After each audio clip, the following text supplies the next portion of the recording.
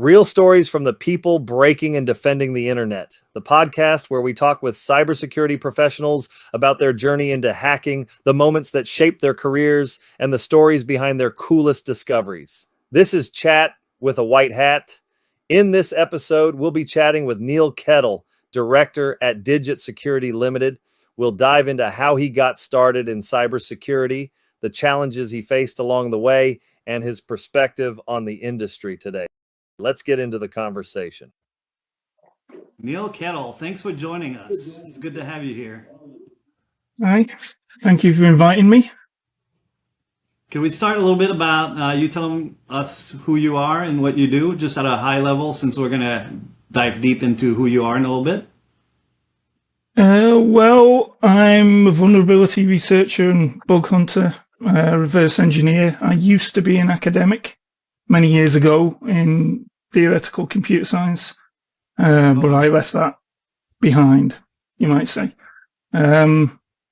Interests, cryptography, symmetric cryptography primarily, bug hunting, coding, do a lot of work with DNNs, that kind of thing, training and building the models. Not LLMs, Nice. Just DNNs in general, prediction models, that kind of thing. And what have you been using them for? Well, two main reasons. One, voice biometrics. So, calculating statistics on, people's voices, authentication, that kind of thing. Personally, in my own time, prediction models. So, I built a couple of models for CVE prediction. One I don't really want to talk about because it's too useful. Sports betting, strangely, particularly football. A couple Really? of particular bets are, as it turns out, particularly amenable to DNNs. Nice. So it's paying out, yeah. working pretty good? For 2 years so far. Nice. Yep. 20% I wonder, advantage over the bookie, so not too bad. nice. Have you thought about looking into using those with crypto or options trading? And Automated trade. Yeah, I did that many years ago, a couple of arbitrage strategies, but I stopped because, they got squeezed out very quickly. The moment the big trading houses came into the market, it was pretty much done. it works well No until more. it stops working, and then it's Correct. Yeah. Those nice. guys will just squeeze you out almost instantly. Yep. Awesome. Well, thanks for the intro. Let's get started, and we'll go through our 11 questions, actually 9 questions that we have. The first one is, when did you first start your interest in computers? Just computers in general. I was introduced to them as a suggestion from a primary school teacher at the age of 7. Nice. So it's typical type of thing, kid at primary school, bit of a delinquent, never seems to be doing anything, but the teacher knows he's mathematical and logical. So they suggest, well, just give him a computer. And that's essentially what they did. So that was a Do you Commodore remember what kind of 64. computer that was back then? C64. One of the old beige bread bins. That became an Amiga 500 and then PCs very much later. We never had much money when I was a kid, so I was always at least one generation behind. But I've since realized that's actually a bit of an advantage. Right? Yeah. You Yeah, have the to work average harder, learn more.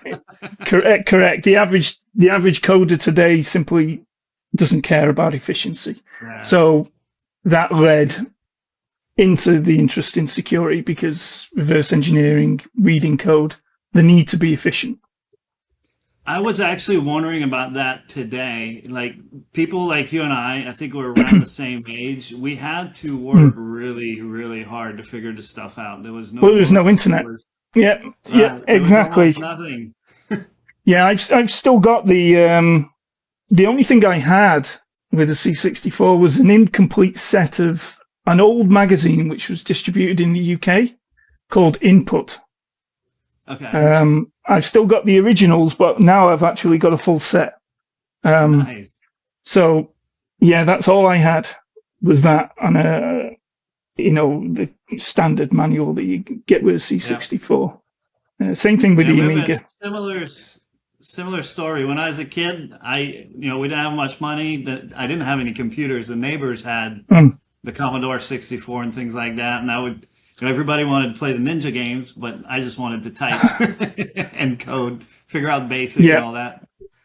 yeah. Very cool. I Yeah, but back then I was very into logic and mathematics, even at a very young age. So the biggest interest for me was the idea that given given the algorithm, you could solve any problem. Yep. Of course, Yep. back then I was completely not trained mathematically, so I had no idea about Turing or Gödel, incompleteness. I simply believed that the machine could be made to solve any problem, which is exactly what Hilbert thought in 1900, since proven incorrectly in the Nice. negative. But that's was my main interest. Cool. Very cool.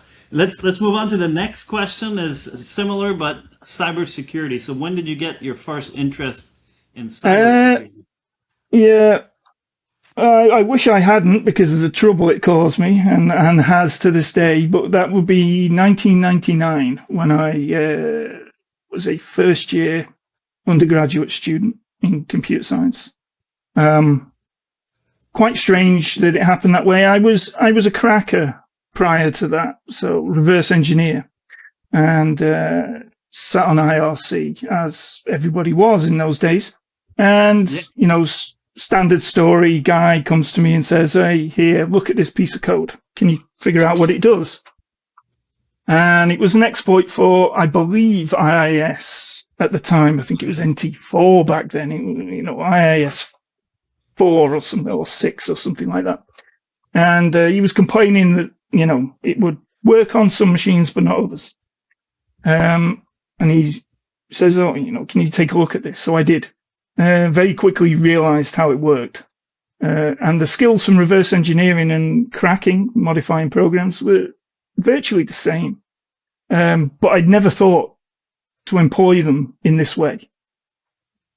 So this exploit was the impetus. And I realized the impact immediately, right? I'm not modifying programs anymore and disputing the binaries. I'm modifying the semantics of the program on somebody else's computer. And like a light bulb went off. And immediately you get an adrenaline rush. And Yeah. then you do things you're not meant to do. And that's how I got into it. Nice. Very cool. I was wondering, you mentioned IRC. I spent a lot of time on IRC as well back then. What network were you on? FNet. Undernet, FNet? Okay. FNet and Lin people. I spent a lot of time on Undernet, a little bit on FNet, and a lot of time on Lin people. We might have actually You crossed probably paths back did, then without yes. knowing. Yeah, I used a different handle back then. I had to disassociate for some reasons, shall we For say. whatever reason Yeah. that we won't talk about. All right, awesome. So the next question I have is what you feel is the coolest hack you've pulled off so far in your career? Well, I gave this some thought, and I can't really decide which one. I mean, there's about 5 different, so I'll skim over them. I think the first one is the best. So back in 1999, I mean, I was 18 years old, and in the UK, you had to take student loans and all that kind of thing. So that Yep. even back then, I was a free marketeer, so I despised loans. Paid them off as quickly as possible. So back in 1999, there was a company called who came up with an absolutely awful idea. It was an obvious pyramid scheme, a complete scam. You can look it up. It goes by the name of All Advantage, and it was the standard pyramid scheme. So sign people up, watch adverts before adverts even existed on Google. I mean, yeah, they were groundbreaking in that respect. But I immediately saw the the opportunity here, turn the pyramid scheme upside down, take their client and re-implement it. So emulate it. So I scripted it all up, generated several 100,000 accounts, and then when I would go home at the weekend, emulate the protocol and have it all feed up to me. That was pretty good. It paid off the loan entirely. University was free at that point. The downside was I just couldn't resist trolling. So when I was signing people up, of course, I signed up all my family members and I ran out of family members. So who else do I sign up? People that I know are in a given location. Well, the US government gives out addresses to people in federal maximum security prisons for pen pals. So I started signing up Ted Kaczynski, people like that. So I have this idealized view that at some point Ted Kaczynski got a check from All Advantage, and that was me. So yeah. Apart from that, I'd have to say it'd be the Mac OS X root pipe vulnerability, which became public, I believe, in 2015. It's one of those named vulnerabilities. I never understood why people name vulnerabilities. It always seemed cringe, but people do. So, yeah, it became public in 2015, but the original bug I found in June 2010, I believe. I was a contractor at the time for somebody that you could look up, but I'm not going to say who it was. Like government malware, if you will. And I found it with a rather simple requirement. They wanted to be able to keylog on Mac OS X, but not inform the user that they were keylogging. So how do you do this? And the way you did it was you had to turn on universal devices or universal assistive devices or something like that. And the job was simple: reverse engineer how Apple do it and re-implement it. So the user doesn't have to click the button. So I did that. They gave me 2 weeks for it, and it took 20 minutes. Oh, wow. Yeah, so absolute classic. Reverse engineer it, and 20 minutes later, you look up at your friend who sat on the table opposite you, and you got a funny look on your face, and he says, "What's up with you?" I says, "Mac OS X is backdoored. Wow. You can write any file to any location, owned by root, with any permissions." Oh, wow. So not only had we figured out how to turn the keylogger on, we figured out how to install the malware at the same time. Without permission. Yeah, and that was 2010, so it stayed 0-day for 5 years. I did use it. I did use it on stage once. The Trustee Rapport 44con presentation. If you watch it, no one ever noticed. I mean, this is whenever I do a conference or something, I always hide something in it as a troll for people that really pay attention. But no one ever but no one ever noticed this. And if you listen to the 44con presentation, at one point I say something along the lines of, I'm paraphrasing, and now I'll use a backdoor in OS X to make this owned by root. And no one took notice. But but that's the vulnerability I was using, root pipe. You actually did. Wow, that's cool. Is there a CVE associated with this one? Yeah. Certainly should be. I would like to read more about it.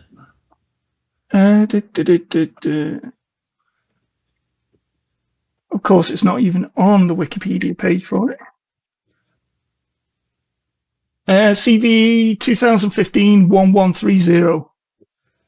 2015-1130? Yeah. Very cool. Yeah, Awesome. the other bugs I'll skip over were NetIQ endpoint, an exploit which was particularly cute for several reasons. That stayed 0-day for 16 years. So Wow. I kept that one.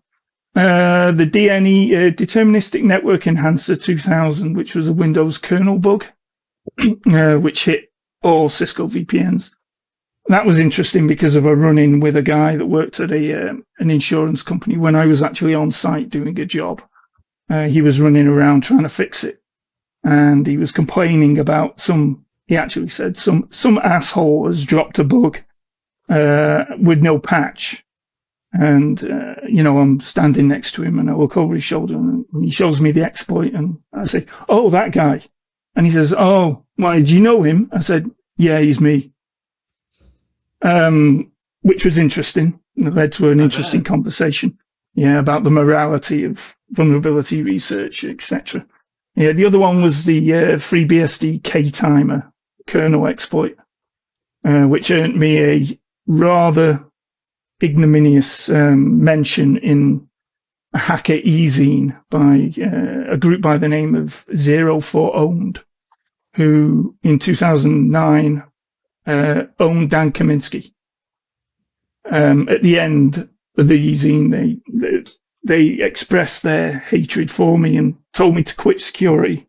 The funny thing is, if you look back through the e-zine, you realise that Dan Kaminsky was running FreeBSD 7 on his mail server. So you might ask, are you biting the hand that fed you? Where did you get that exploit from? Right? So, Yep. yeah, they're telling me to quit security while potentially simultaneously using the exploit that I may or may not have provided. So, yeah, those would be the biggest. Super interesting. Wow. Um, Very cool. Thanks for sharing that. Quick pause before we continue. Want to turn your network into a revenue stream? Let's take a moment to check out the Turbo Shield affiliate program and how you can start earning with agentic AI pen testing.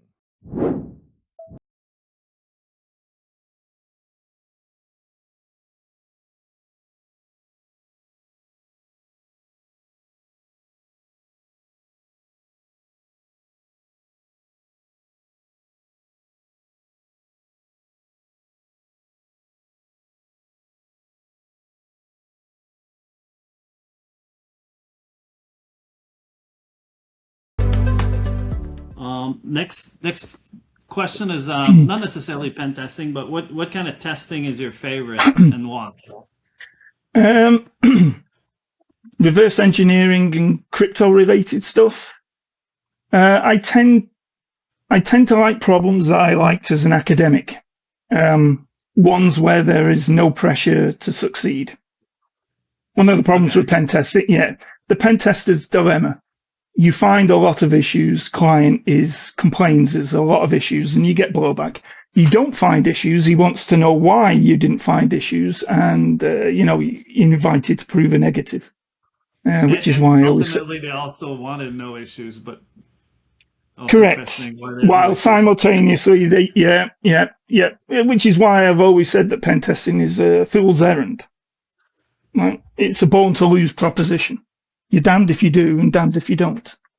So I Yeah. always preferred those type of problems where you're not under any pressure to succeed. Crypto, you're not meant to be able to break it.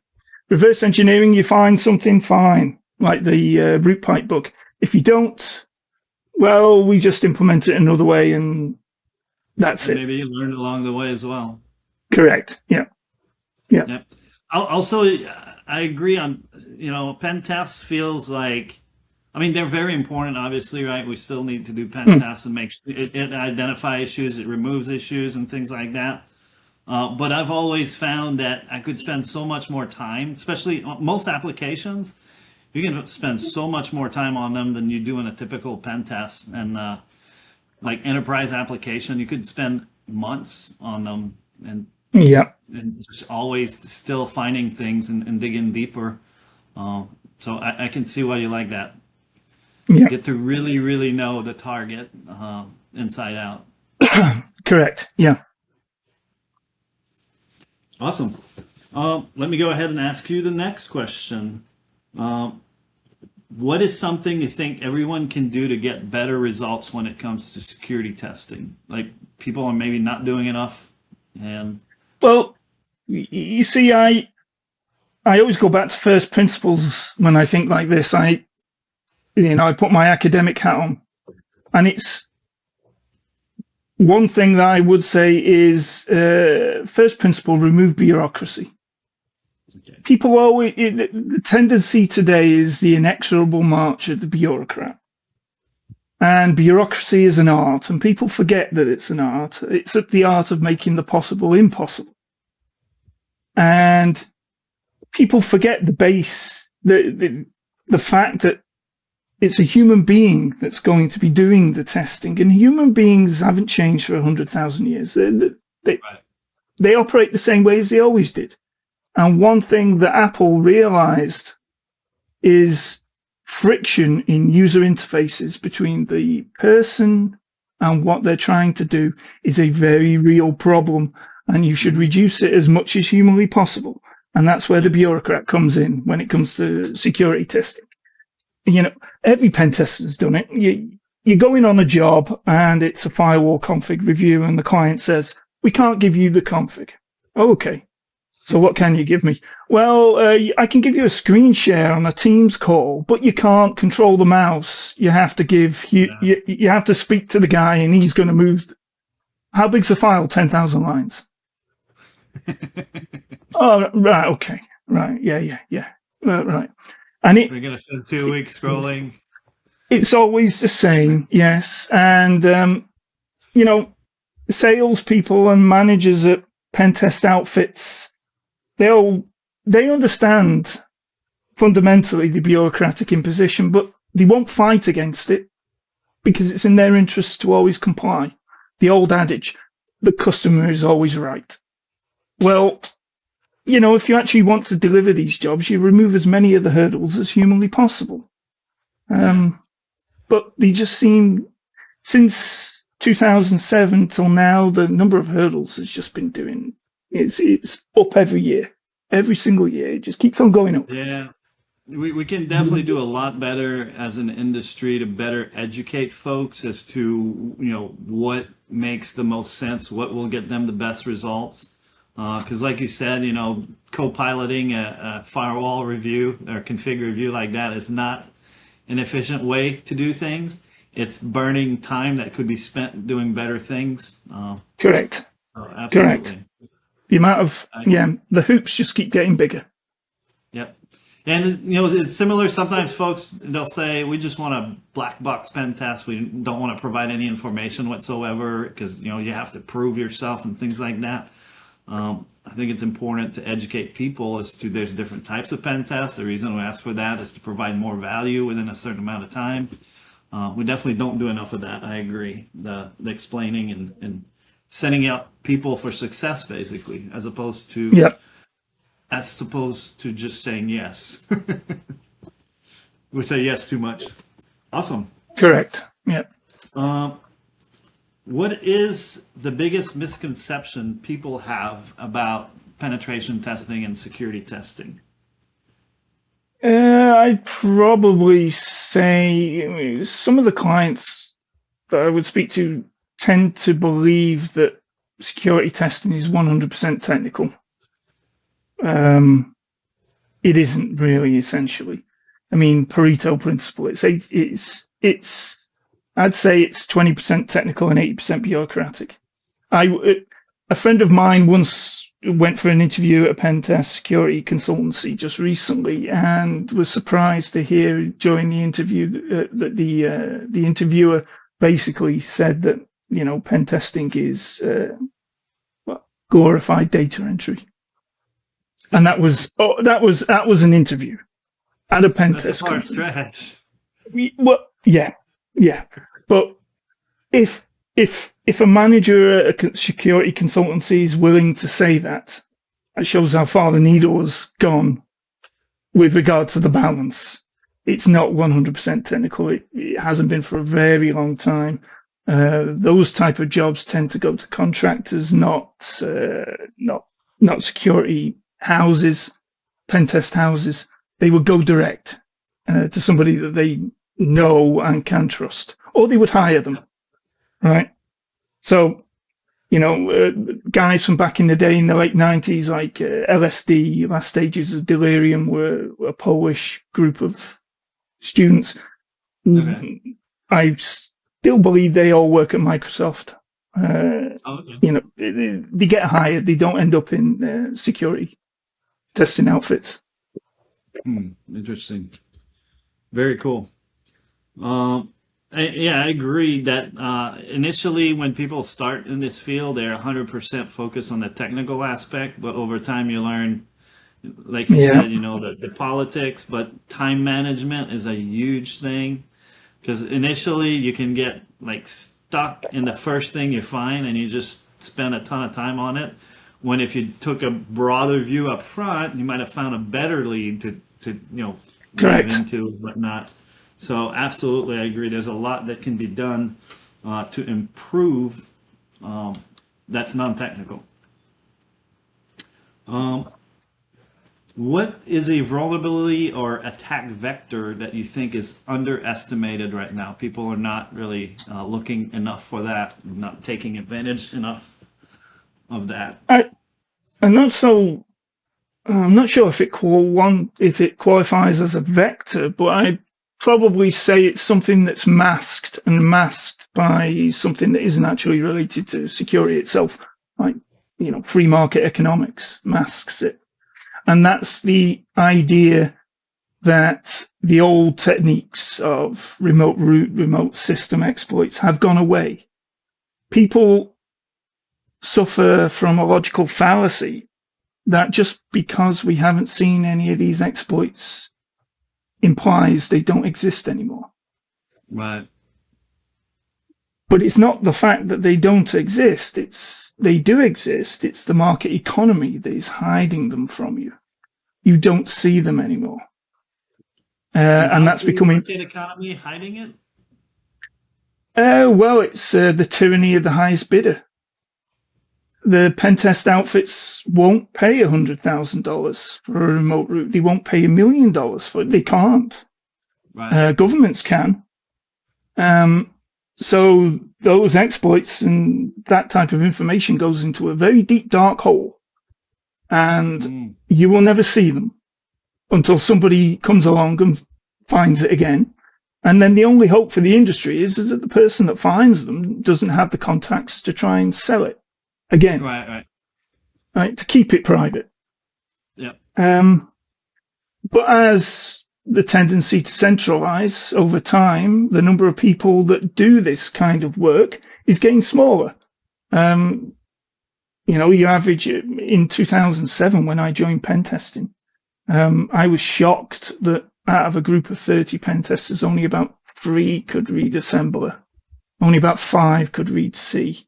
Today, that group of 30, well, smaller. less than one would read C. Less than one would understand assembler. So the skills are centralizing.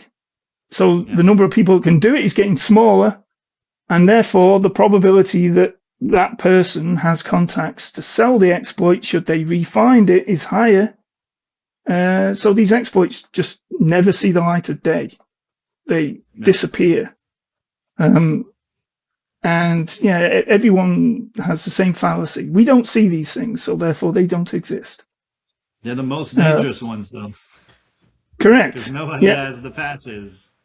Exactly, and they're just as numerous as they were before. You just don't know it. And I'm noticing too a lot, as we bring new technology like IoT, for example, we're bringing back all the old class of vulnerabilities into new technologies. So there's straight up back doors. I mean, myself and a guy called John Anderson wrote an exploit several years ago for it was DBL Tech or something like that. It's a Chinese brand of voice over IP and SMS gateway, which straight up had a backdoor in the telnet interface. It was well hidden using MD5. You had to challenge response, but you could re-implement, and that's still there. It's still there, just in a different form. See, when we reported it to the Chinese vendor, they identified the vulnerability. The vulnerability is that their backdoor wasn't hidden well.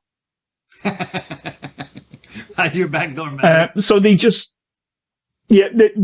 kept improving the backdoor and making it harder. So the current version of the backdoor, so the previous version of the backdoor was a challenge response where all of the challenge was known in the telnet banner, and you could compute the response and give it back. The backdoor still exists today, but includes a piece of information that you don't know remotely, which is derived from some IO-octal to the NAND, which I believe is some part of the serial number of the NAND, or something like that. So they mix the serial number of the NAND into the backdoor, the challenge response, which you don't know, but you can brute force it. And there are about 200,000 combinations last time I looked. That's it. So you could brute force it, but I've never bothered to write the exploit for it. If anybody wants to look, it's still there. Nice. Yep. It sounds like it probably brute force pretty quick. Not many digits, you said, huh? Yeah, but last time I calculated, it was about 200,000. Okay. But that's not bad. All right.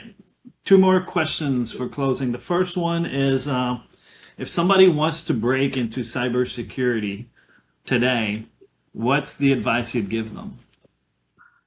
This advice is quite contentious. I've tried giving this advice to several people, and it depends. It splits people 50-50. Some people like it. Tends to be pentest outfits and managers thereof that hate it, but I'll say it anyway. People today have a predilection to memorize the antecedent. They don't learn the premise. People often ask me, how did you get into exploit coding? Well, exploit coding was easy for me because it naturally followed from cracking. Right. Learning assembler and how the machine works, it naturally followed. I didn't need any help. I didn't need anybody to write a zine article to teach me how to do this. It just followed as a corollary. So I didn't memorize. What did you use back then? It was just GDB, just a Linux machine with GDB. Okay. For Linux, Windows, WinDBG attached to pros. And make it, the usual, make it crash and see what you can do, that kind of thing. It just follows on. It follows on from the cracking, because if you're a cracker, you're staring at a debugger all day. It's just using it to a different end. So don't learn the antecedent, learn the premise. So if you want to go into education, if you want to go to university, don't bother with a cybersecurity degree. They'll teach you that CBC mode for symmetric block ciphers is bad, right?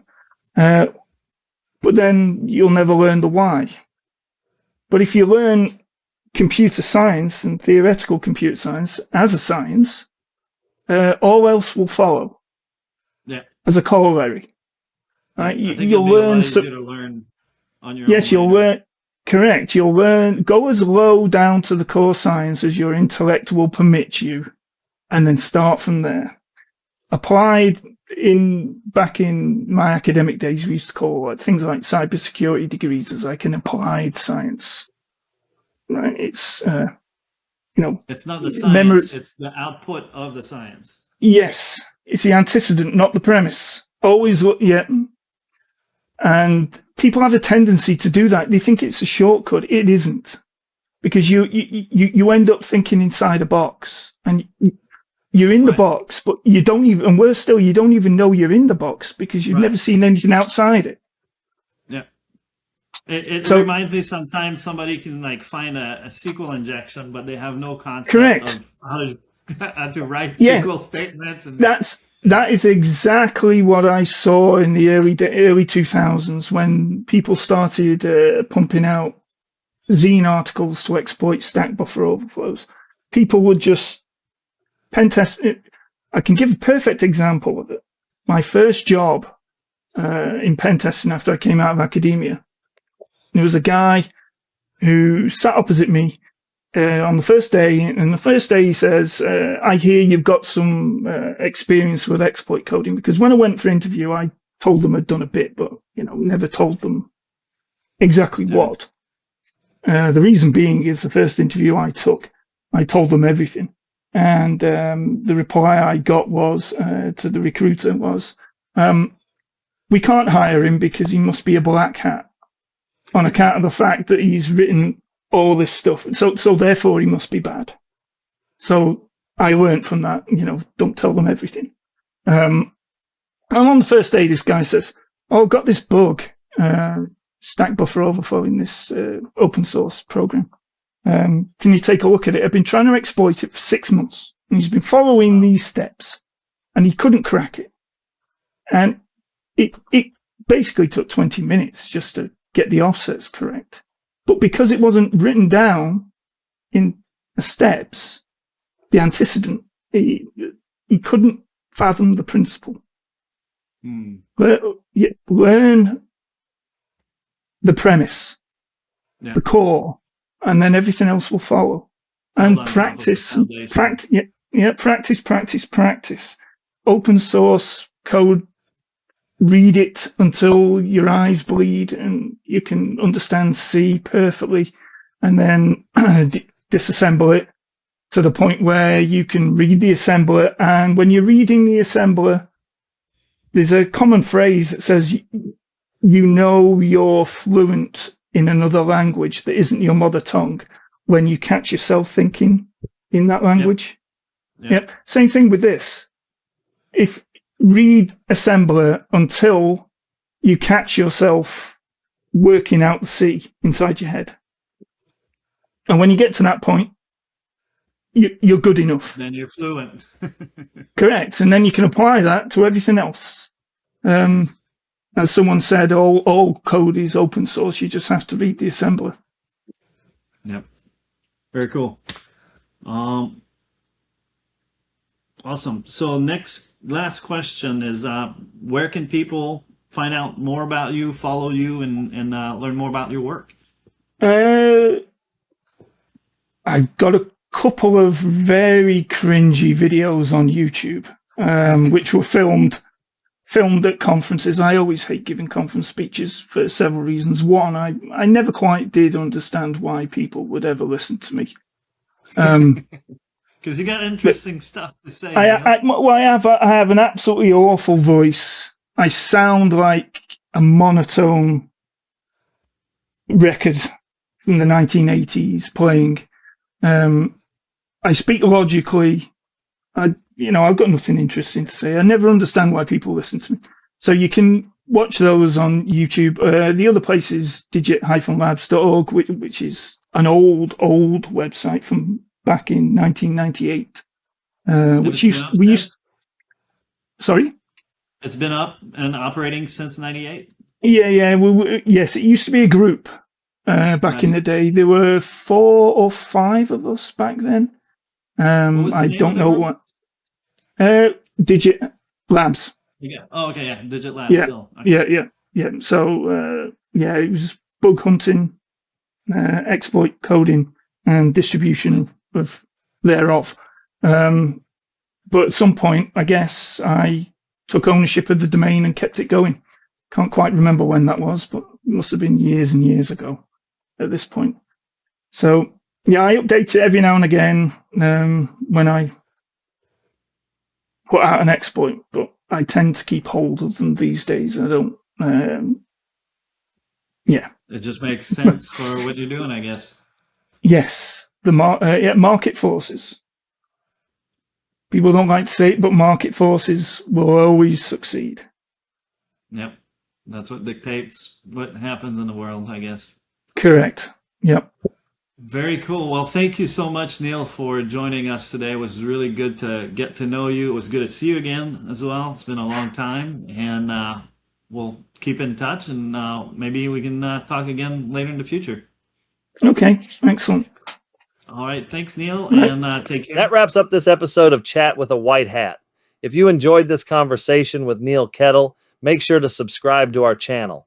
You can also listen to Chat with a White Hat on your favorite podcast platforms, including Spotify, Apple Podcasts, and Amazon Music. We release new episodes every week featuring cybersecurity professionals sharing their journeys, real pen testing stories, and insights from the field. Thank you for tuning into this episode of Chat with a White Hat, sponsored by IntegSec. Don't forget to follow IntegSec on LinkedIn, Facebook, Instagram, and X, and we'll see you on the next episode.